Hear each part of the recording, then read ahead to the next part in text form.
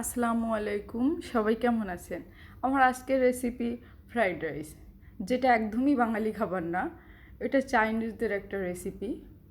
আমি আর 3টা ডিম ফেটিয়ে রাখছিলাম, যেটাকে এখন হালকা আঁচে ভেজে, যেটাকে কালার করব না, একটু কেটে কেটে নিচ্ছি, যাতে এটা ভাতের সাথে মিশ্রণটা ভালোভাবে হয়। এগুলোকে আমি উঠিয়ে রাখতেছি।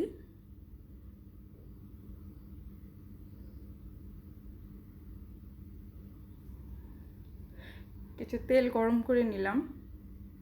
এটার ভিতরে গাজর, ক্যাপসিকাম, একটু লবণ দিয়ে এটা ঢাকনা দিয়ে আমি ঢেকে দিব, যাতে সিদ্ধ হয়ে যায়।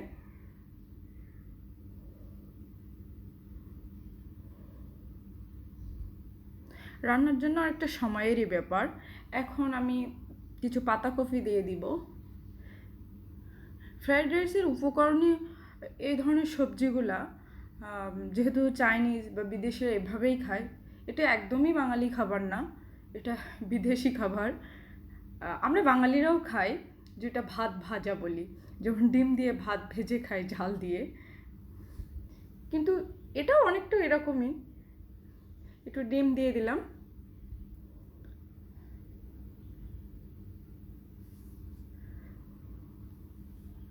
একটু নাড়াচাড়া করে আগের দিন আমি ভাত রান্না করে রাখছিলাম, যেটাকে সিদ্ধ করে অল্প, খুব বেশি সিদ্ধ না।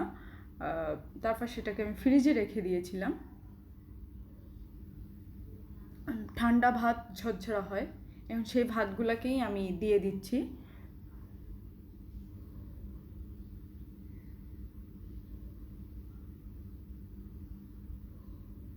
ভাতগুলো দিয়ে আমি এটাকে ভালোভাবে নাড়াচাড়া করে নিয়েছি।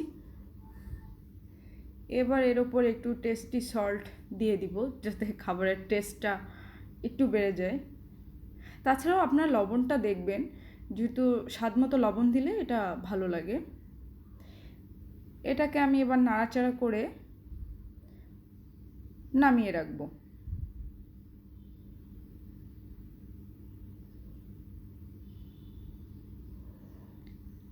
আমার এই কড়াটা আপনার হোস্টেল লাইফ থেকে, এটা আমার সাথে প্রায় 14 বছরই আছে। তো এটাতে ভাজা মানে কাজগুলো করতে খুব সহজ ব্যাপার হয়। আমি চিকেনের রেসিপি আমার চ্যানেলে আগে থেকেই দেওয়া আছে, এই জন্য নতুন করে এটাকে আর কিছু করি নাই। তো চিকেনগুলো এখন আমি ভেজে নিব।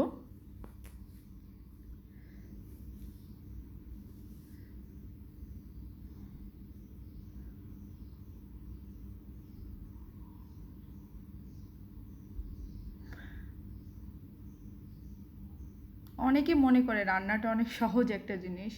আমি মনে করি রান্নাটা অনেক কষ্ট। আপনাকে সব উপকরণের কথা মনে রাখতে হবে, কখন সেটাকে চেক করতে হবে, মানে এটার প্রতি আপনার তদারকি করতে করতে অনেকটা সময় আপনাকে ব্যয় করতে হবে। এখন খাবার খাওয়ার সময় যদি কেউ আপনাকে বলে যে খাবারটা অনেক সুন্দর হয়েছে বা খুব টেস্টি হয়েছে, তখন দেখবেন আপনার এই কষ্টটা মনে থাকবে না। কিন্তু যদি কেউ প্রশংসা না করে, তো মনে হয় কষ্টটা একটু বেশিই হয়। আমি একটা টুথপিক দিয়ে এটাকে একটু হালকা ছিদ্র করে দিব, যাতে এর ভিতরে কোনো ব্লাড বা পানি যদি কিছু থাকে, তাহলে এটা বের হয়ে যাবে। এবং দেখেন বুদবুদটা বেশি হচ্ছে, কারণ ভিতরে পানির রসটা একটু ছিলই, এজন্য।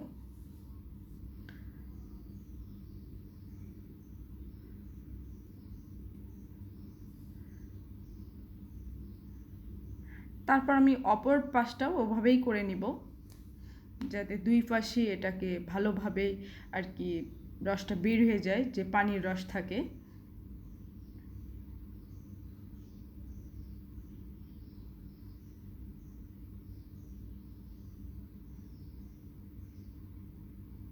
এবার আমি এটাকে উঠিয়ে নিব।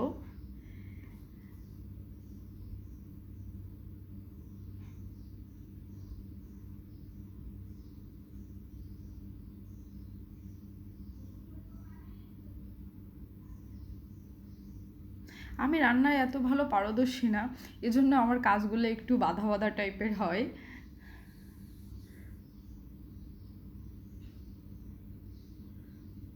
যেগুলো অবশিষ্ট ছিল সেগুলোকে আবার দিয়ে দিলাম। আমার ইউটিউব চ্যানেলটা যদি আপনাদের ভালো লেগে থাকে, লাইক কমেন্ট সাবস্ক্রাইব করবেন।